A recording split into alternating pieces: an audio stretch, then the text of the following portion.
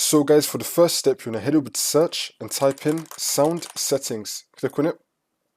And then once you're on this, you want to scroll down and then click on more sound settings. And then once you're here, you want to click on the recording tab. Now you want to find your microphone. If it's been disabled, you want to right click on it and then click on enable. You also want to right click on the blank space. Make sure you have show disabled devices selected and show disconnected devices also selected. Now once you find your microphone, you want to click on it and then click on set default, which will then make it a default device, and then the green tick will appear right here. And you also want to double click on your microphone and then click on levels. Make sure that it's not being muted. And then turn the microphone up. And then click on OK. And then click on OK again. And now for the next step, you want to head over to search and type in device manager. Click on it. And then once you're on this, you want to expand audio inputs and outputs. You want to find your microphone, right click on it, click on update driver, and then search automatically for drivers.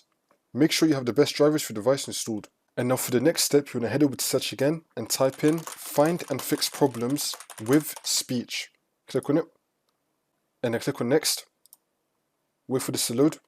You want to try some of these options right here. And then see if that works for you. Once you complete all these steps, just restart your computer.